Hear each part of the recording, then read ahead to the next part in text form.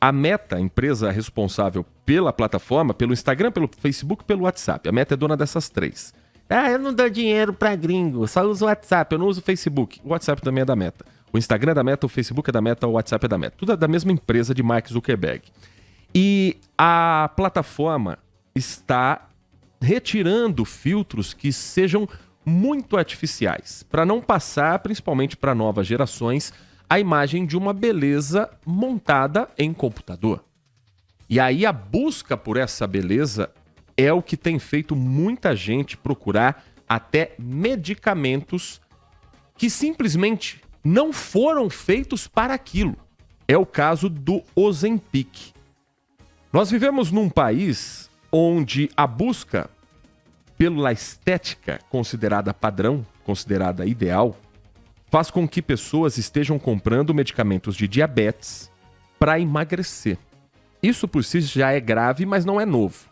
A novidade nessa história é que agora tem até remédio falsificado, Ozempic pirata, medicamentos que são feitos, sabe-se lá como, sem nenhum registro na Anvisa, sem nenhum controle de qualidade e que estão chegando às casas dos brasileiros. A reportagem é do João Marcelo. Promessas de medicamentos para emagrecimento rápido e seguro com preços abaixo do mercado. Ozempic e Mounjaro, por exemplo, criados para diabetes tipo 2, mas usados por muita gente para o controle da obesidade, são vendidos até por farmácias de manipulação. A ideia é que essas medicações não sejam manipuladas, até porque você vai estar usando uma matéria-prima que a gente não sabe de onde vem, sem regulamentação nenhuma da Anvisa, e pode estar trazendo mais riscos do que benefícios para a sua saúde. O Wagner lutou anos contra o sobrepeso, fez vários tratamentos, mas não teve resultado. Quando optou pelo Mounjaro, há 2 meses, foi com acompanhamento médico e precisou importar o remédio que não tem no Brasil. A pressão está bem controlada agora. A Sociedade Brasileira de Diabetes recebeu denúncias sobre a comercialização de remédios falsos pela internet. A entidade ressaltou que dosagens incorretas, ingredientes desnecessários na fórmula podem comprometer o tratamento e prejudicar a saúde. A falsificação ou adulteração de medicamentos é crime, com pena de 10 a 15 anos de prisão e multa.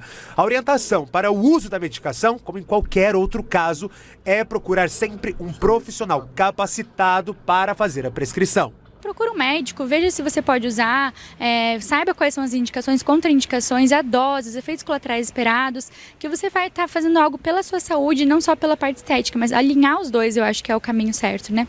O que vale para o uso de medicamentos também vale para cirurgias plásticas. Uma estimativa da Sociedade Brasileira de Cirurgia Plástica revela que no Brasil mais de 2 milhões de pessoas realizaram procedimentos cirúrgicos só em 2023, superando o último levantamento, quando o Brasil tinha batido um recorde em 2018, com uma média anual de 1,5 milhão de pacientes submetidos aos procedimentos. Olhando para o mundo todo, o Brasil é o segundo país onde as pessoas mais realizam cirurgias plásticas, ficando atrás apenas dos Estados Unidos. Para falar sobre esse assunto, nossa convidada nesta edição do Manhã Bandeirantes é a Carla Posidônio, empresária do ramo da beleza. Carla, muito obrigado por atender o nosso convite. Prazer ouvi-la aqui na Rádio Bandeirantes Campinas.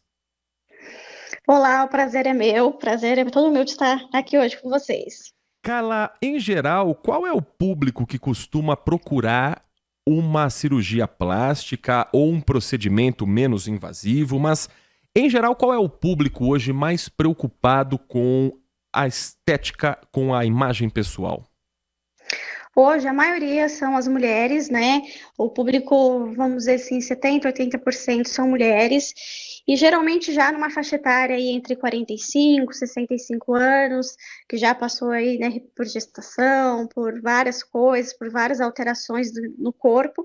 Então aí elas estão em busca de um corpo melhor, de uma melhoria.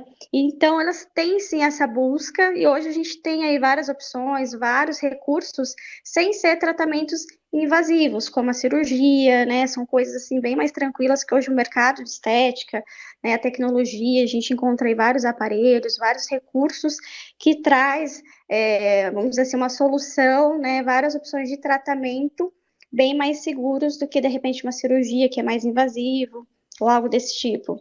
Nós acompanhamos recentemente casos que ganharam repercussão no Brasil, no mundo todo. No Brasil, por exemplo, a morte de um jovem em função do uso do peeling de fenol, que é um procedimento considerado extremamente forte. Tivemos casos de pessoas com problemas associados ao uso de hidrogel. Depois dessas histórias, você sente que houve um aumento na procura de procedimentos considerados minimamente invasivos? Sim, acredito que esses últimos acontecimentos têm mudado um pouquinho o olhar, né? Talvez as pessoas estejam olhando isso com um pouquinho mais de cuidado, né? Para buscar um recurso que não seja tão invasivo, né? Como você citou, o pinidifenol é extremamente invasivo, não é qualquer lugar que pode ser feito. Ele tem que ser realizado no ambiente hospitalar por um profissional capacitado. Então, são assim recursos assim que são realmente assim muito invasivos e altamente, né, mais assim preocupantes quando você vai aplicar, né? Não é qualquer pessoa que também pode estar recebendo aquele procedimento. Então, com certeza, hoje acho que as pessoas estão olhando com um pouquinho mais de cuidado, né? Procurando algo melhor ali, com mais segurança. O que seria um exemplo de um procedimento menos invasivo que não exija uma cirurgia, mas que apresente resultados? Hoje a gente, vamos supor, para o corpo mesmo, né? Para tratamento de gordura. Hoje a gente tem o aparelho de criolipólise, que é um aparelho que ele são as placas que a gente fala que a gente vai fazer ali o resfriamento, congelamento daquela área. Então, se ele não tem nada de invasivo, não vai furar, não vai perfurar, a pessoa vem e faz o procedimento ali para quebra de gordura, para estar eliminando aquela gordura. E aí depois a pessoa vai dia seguinte, vida normal, que segue tranquilamente, não tem assim nada de que a pessoa tem que se preocupar depois, né? No facial mesmo, né? A pessoa que nem pinidifenol, as pessoas procuram hoje para rejuvenescimento. Não precisa ser o pinidifenol. Hoje a gente tem muitos recursos, como laser, como o Lavian, que é um laser que está super em alta, que ele vai tratar todas essas queixas que os pacientes têm hoje, que é a mancha, uma pele, né, tratar essas manchinhas de acne, e também é um laser que não é invasivo, também não vai deixar, assim, né, o rosto marcado, no outro dia, assim, 3, 4 dias a pessoa já pode estar, assim, seguindo a vida normal, não vai descamar a pele, não vai causar nenhuma lesão na pele. Nós estamos conversando com a Carla Posidônio, empresária do ramo da beleza, ela que é proprietária da clínica Delicare. E nós falávamos na reportagem anterior do nosso colega João Marcelo a respeito do uso de medicamentos que não são feitos para os cuidados estéticos, são feitos para diabetes. Sim. Isso tem se tornado também uma preocupação para quem trabalha no ramo da beleza? Sim, porque as pessoas estão usando muito esses medicamentos hoje com fins estéticos, né? E a gente sabe hoje que esses medicamentos, eles não foram feitos para isso. Né? Eu acho que tem sim algumas indicações, mas em casos assim, muito específicos, como a diabetes, então tem que ser também feito por um médico específico. Então, assim, eu acho que são medicamentos funcionais, desde que tenha a indicação correta. Né? Não hoje, como o pessoal está utilizando aí, somente por uma questão estética mesmo e não para a saúde. Quem for procurar um procedimento estético que busque algo menos invasivo ou que queira, no popular, entrar na faca, entre aspas, quais devem ser os principais cuidados para ter a certeza de que está trabalhando com profissionais que estão autorizados a esse tipo de procedimento, Carla?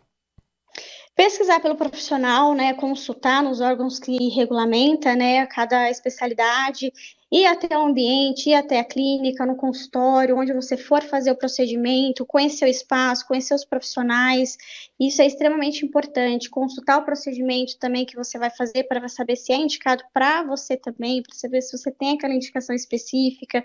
Então, acho que o mais importante é isso, você procurar conhecer o estabelecimento, o profissional que vai te atender, isso é muito importante. Nós conversamos com Carla Posidônio, empresária do ramo da beleza, falando sobre os números levantados pela Associação Brasileira, a Sociedade Brasileira de Cirurgia Plástica, colocando o Brasil como o segundo país no mundo com mais cirurgias nesse último ano de 2023. Carla, muito obrigado pela sua atenção com o nosso ouvinte. Um bom dia, bom trabalho a você e toda a sua equipe. Imagina, eu que agradeço. Bom trabalho para vocês também. Um ótimo dia.